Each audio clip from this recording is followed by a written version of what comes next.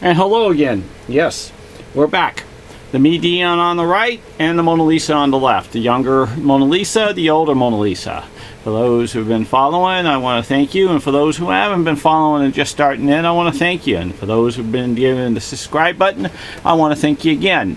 And out of those two images, we're going to show you the X-rays. This is an X-ray that's under the Mona Lisa. It is Sali.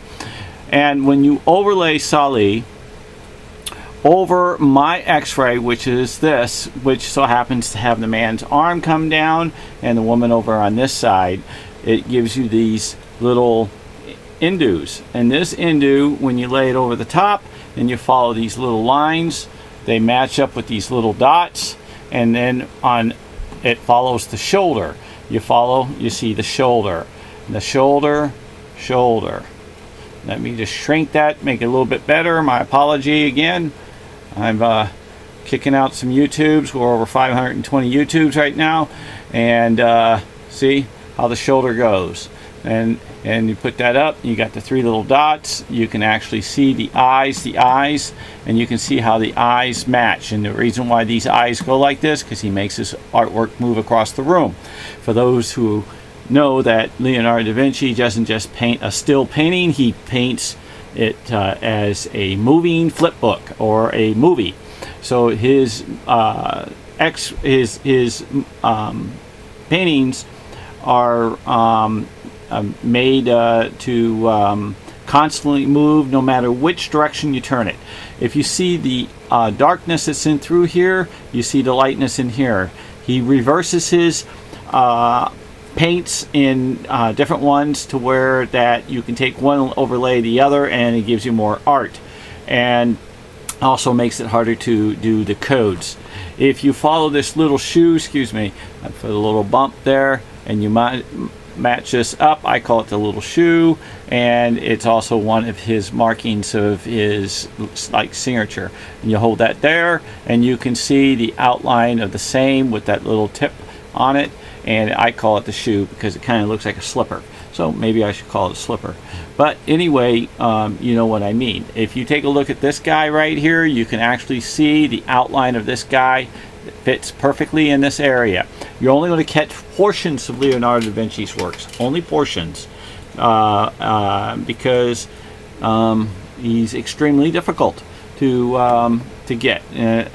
With my working out of dealing with this guy, it's I got $500,000 invested.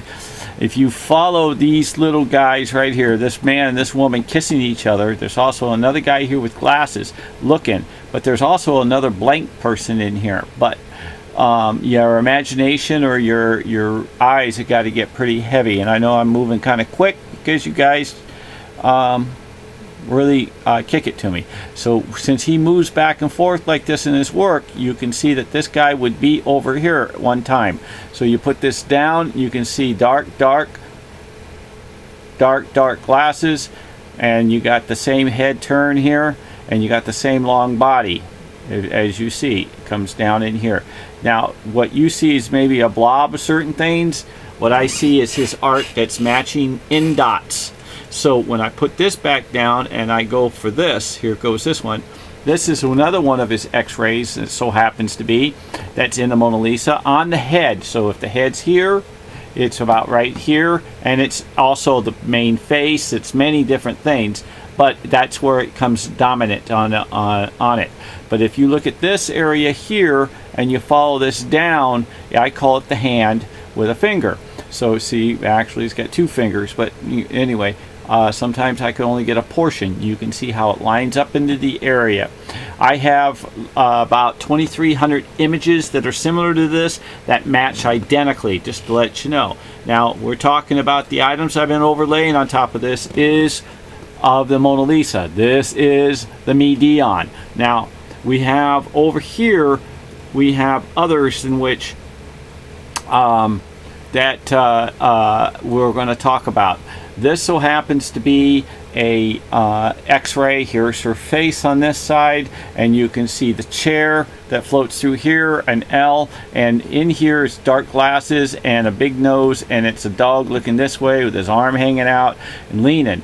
There's also a long head here with like a wing of an angel and a small little wing with a bigger wing, has an eye and a nose and fluffy hair running here, looking at the man looking at the crown of a beautiful man or woman, whatever he in pigment to do. Just like this image here, he's got an eye and a nose that's a heart-shaped nose, and it aims down with a big long neck looking up this way, and whatever kind of cloud looking down or another cloud looking up, because he can do it anyway. I've seen him make one image move 365 degrees, and that's just the way Leo is. I can't tell you how he had a mind to know what he put in one painting and he didn't put in the other, or how he remembered what he put in one and not the other. Obviously, people are still talking about him over 565 years. This image is this image, which is this arm. This is the lady's dress in mine, and her head's hidden in here, and his head's hidden. When you revert this, it comes out dark, and this comes out light, and it gives you another indication of 50% of the painting. Well, it's not really 50%, it's probably about 5% of the painting, because he's got 100 different depths. Here's his little eagle owl that's sitting here, or an owl. That's his icon sitting on a brush, and then it has a signature that runs across. Most likely, the image spells out Leonardo da Vinci. Now, we're going to put that down. I'm going to show you another particular image, if I can find it in here. There's one right here that is of the same in the back, and when it's lit up, there's a image that runs through here on the Mona Lisa one. And let me see if I can find it. Maybe it's this one. No, it's not. So what I got is to find for you the one with the chair that I've done 2 other YouTubes on, but I love it so much because the one with the chair is this one. This one here, again, the one with the chair, I put it on up here. I just have to rotate it down. Oh, I guess I can't just rotate it down. Rotate this on up. In other words, go reverse, because one's smaller than the other of the images in which I'm able to do. It makes it just easier, and this doesn't want to unless I widen it. So I widen it, and it gives me this cheat and transfer, I call it.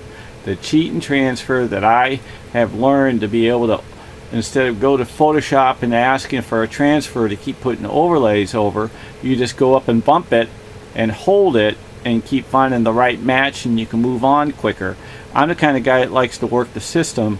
Okay, if you take a look, here's this guy right here that sits in there, which is in the chair. If you take a look, there's an actual dog here. You take a look, there's a dog or a bear here, and this image is of these two. So this has got a darker image than the other one in which I want to show, but it shows a portion of it. So if you put this back up in here real quick for you to see again, right there, you're going to pull this down. You're going to see the angel over here that you see, the angel circumference like this with the wings, and you can see the head and the wing area. See the wing area, the wing area. You can see how the head came up. I'll put it right back. Boom. Right in there. There's your match over the chair over there. And sometimes I'm 1 degree off. It's 1 degree for the reason is it's either you got to move this one a little smaller or this one a little bigger, or vice versa. So let me kick this on over one more time, and I'm looking still for a better image in which I had. I've already showed you that one. I apologize that a lot of images in which I have that are here's a darker image, so I grabbed that, and when you lay that one over the top also, let me scoot this over for you and scoot it down, and when you go like this and you overlay this one, you'll get a different view out of the different x-ray. You can see how the nose here fits perfectly in here, and you can see how the dots float. Okay, so you got that particular image. Now, if I take this and I reshift it and I come on down, you're going to find out it matches here. But don't forget, I tell you he makes his images move. So when I tell you it fits here, okay, that's not always considerably not incorrect or not totally correct, for the reason is Leonardo da Vinci's artwork does not sit still. Okay, and if anybody says it does, then they don't know his work.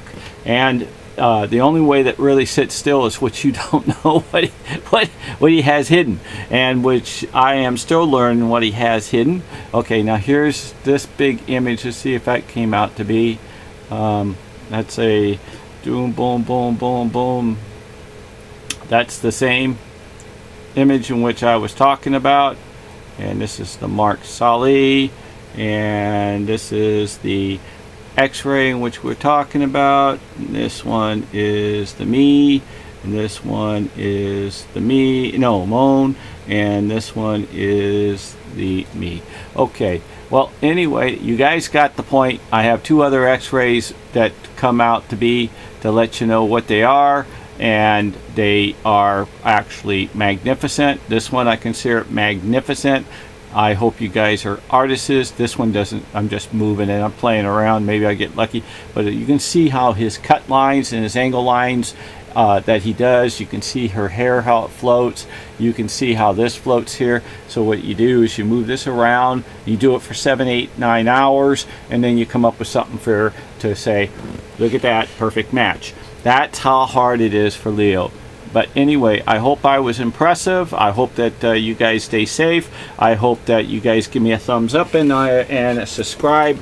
I want to end this with thank you and this little prayer. God, may God bless the whole world, the universe, and the heavens, and you have a super, super safe life. Amen.